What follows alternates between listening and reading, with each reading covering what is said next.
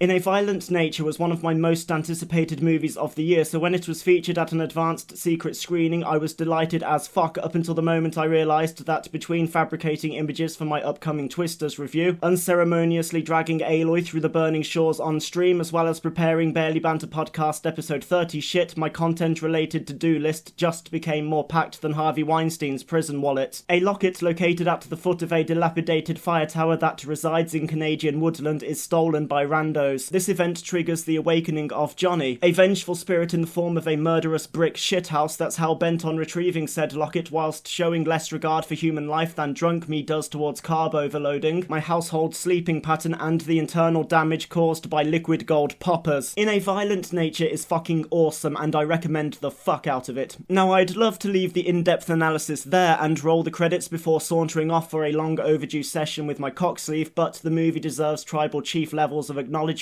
The vast majority of its 94-minute runtime is shot from the antagonist's POV, a concept that fueled the bulk of my aforementioned anticipation, and rightfully so. When Halloween 2018 briefly dabbled in this technique, it didn't land because despite being a refreshing change of pace, it tarnished fluidity and blemished the well-established modus operandi of a 40-plus-year-old franchise. Here, however, it lands more effectively than my cum did on that policewoman's face, lest you forget. Following the killer's antics by ways of third-person perspective not only creates an ambience that so contrasts to the traditional atmosphere associated with the slasher genre, which in this specific case is immeasurably complemented by the fact that our baddie utters not a word of dialogue and there's no soundtrack whatsoever. These characteristics, as well as his imposing stature, methodical movements, and menacing appearance, provide Johnny with a shit ton of screen presence, and when you're latched onto him you can't help but feel a sense of security and eagerness to move on to the next victim. Speaking of that, the body count only amounts to 8, but in this circumstance it's very much a quality over quantity situation. Not only is each demise efficiently distributed over the film reel, but each kill scene was different, savage, and magnificently messy. One of them was extremely unique, like goddamn, my screening's reaction to this beautifully brutal death scene was more priceless than the shank that will be the end of Ian Watkins. The acting is by no means elite, but it's certainly fit for purpose. The cinematography very much agrees with the everything, and the use of soliloquy-esque discourse was executed very well. The mood of the film underwent a dramatic makeover in the final act when we left the comforts of Johnny's point of view and had to experience the anxiety-fueled suspense that comes with being on the other side of the mask. Transitioning between perspectives was smooth, but fuck me, the gear change required to fully adjust to the new vibe was harder to swallow than a barnacle-coated cricket bat. I have two complaints. The first comes in the form of pacing. The movie uses a filming technique known as long take, in which the camera remains rolling when the on-screen activity has concluded. This occurs frequently and it undeniably contributes positively to the overall experience, but some overstay their welcome, as do scenes where we follow Johnny through the woods. Yes, I understand the time frame of his journey has to be depicted, and to be fair, the distance he covered would demand a tremendous amount of anti-chafing cream, but watching our killer continuously sodomize his step counter can only hold my attention for so long. The second issue arises towards the end of Act 3. For some reason, instead of filling the dying embers of the movie with a showdown between Johnny and,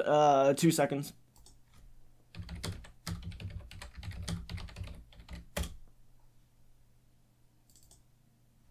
Chris, creative elected to fill the time with a really boring and drawn-out interaction between her and a random woman, which inspired me to eye up my cinema's exit. The movie could have concluded in so many different ways, but for some baffling reason, the writers decided to have the audience feel like they've been on this awesome roller coaster, and just before you enter what you believe to be an epic climax, the conductor stops the coaster carts to tell you about their student debts and undying love for roundabouts. Despite those negative comments, I still think In a Violent Nature is fucking brilliant. For the most part, it's a ruthless rated 18 gore fest, and by far the most worthwhile benefaction to the slasher genre I've seen in a very long time. It also doesn't rely on jump scares, which to me is a trait that deserves more applause than Mifepristone.